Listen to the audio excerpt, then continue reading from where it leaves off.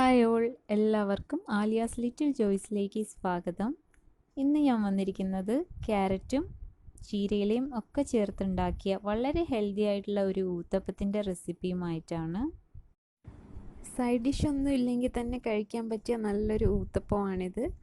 ഊത്തപ്പം ഉണ്ടാക്കാനായിട്ട് അപ്പത്തിൻ്റെയോ ദോശയുടെയോ മാവെടുക്കാം. ഞാനിവിടെ ദോശ മാവാണ് എടുത്തിരിക്കുന്നത്. ദോശമാവ് ഉപ്പ് ചേർത്ത് നന്നായിട്ട് ഇളക്കി വെക്കുക.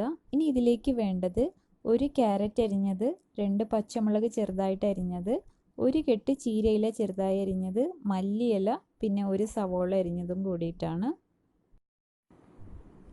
ഇതിന് പകരമായിട്ട് നിങ്ങളുടെ കയ്യിൽ അവൈലബിൾ ആയിട്ടുള്ള ഏത് വെജിറ്റബിൾസും ഇതിന് യൂസ് ചെയ്യാം. വെജിറ്റബിൾസ് അരിഞ്ഞതൊക്കെ ഒന്ന് മിക്സ് ചെയ്ത് വെക്കുക.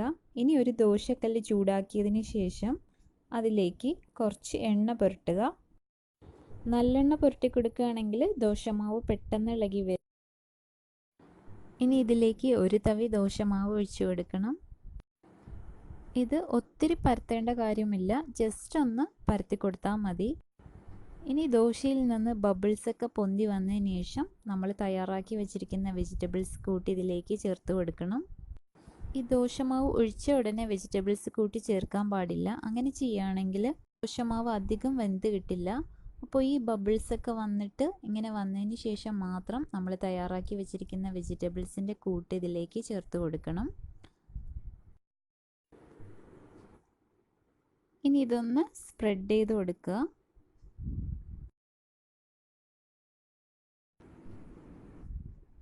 ഇനി ഇത് അടച്ചു വെച്ച് വേവിക്കണം. ഒരു 2 മിനിറ്റ് നേരത്തേക്ക് അടച്ചു വെച്ച് വേവിക്കണം. അപ്പോൾ വെജിറ്റബിൾസൊക്കെ നന്നായിട്ട് വാടി വരും.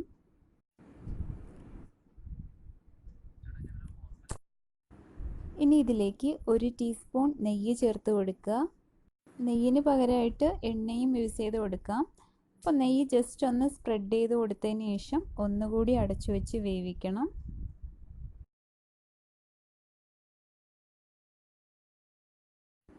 ഇങ്ങനെ അടച്ചു വെച്ച് വേവിക്കുമ്പോൾ നെയ്യിൻ്റെ മണം വെജിറ്റബിൾസൊക്കെ കൂടി ചേർന്നിട്ട് നല്ലൊരു ടേസ്റ്റ് ഉണ്ടാവും.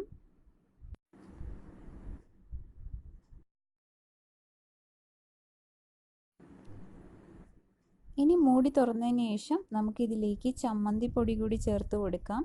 ഇത് തികച്ചും ഓപ്ഷനിലാണ്, വേണം എന്നുണ്ടെങ്കിൽ ഇത് ചെയ്താൽ മതി. അപ്പോൾ ഇങ്ങനെ ചമ്മന്തിപ്പൊടി സ്പ്രെഡ് ചെയ്ത് കൊടുക്കുകയാണെങ്കിൽ നമുക്ക് വേറെ ഒരു സൈഡ് ഡിഷും ആവശ്യമില്ല. അതുപോലെ ഒരു പ്രത്യേക ടേസ്റ്റും കൂടി കിട്ടും. ചമ്മന്തിപ്പൊടി ആഡ് ചെയ്തതിന് ശേഷം ഒരു 3-4 സെക്കൻഡും കൂടി മൂടി വെച്ച് വേവിച്ചതിന് ശേഷം നമുക്ക് ദോശ ചുട്ടെടുക്കാം. അപ്പോൾ ഇങ്ങനെ ബാക്കിയുള്ള ദോശയും കൂടി നമുക്ക് ഇതുപോലെ തന്നെ ചുട്ടെടുക്കാം. വളരെ പോഷകമൂല്യം നിറഞ്ഞ ചീര നമ്മുടെ ഡയറ്റിൽ ഉൾപ്പെടുത്തുന്നത് വളരെ നല്ലതാണ്. അതുപോലെ പച്ചക്കറികളൊക്കെ കഴിക്കാൻ മടിയുള്ള കുട്ടികൾക്ക് ഇങ്ങനെ കളർഫുള്ളായിട്ട് ചെയ്ത് കൊടുക്കുമ്പോൾ അവർ ഇഷ്ടത്തോടെ കഴിച്ചു തുടങ്ങും. അതുപോലെ ആലിയാസ് ലിറ്റിൽ ജോയ്സ് എന്ന ചാനൽ നിങ്ങൾ ആദ്യമായിട്ടാണ് കാണുന്നതെങ്കിൽ പ്ലീസ് ഒന്ന് സബ്സ്ക്രൈബ് ചെയ്തേക്കണം. അതിനടുത്തുള്ള ചുമന്ന ബെല്ലൈക്കൺ പ്രസ് ചെയ്തിട്ട് ഓൾ എന്ന് കൊടുക്കുകയാണെങ്കിൽ ഞാൻ വീഡിയോസൊക്കെ അപ്ലോഡ് ചെയ്യുമ്പോൾ അപ്പം തന്നെ നിങ്ങൾക്ക് നോട്ടിഫിക്കേഷൻ കിട്ടും.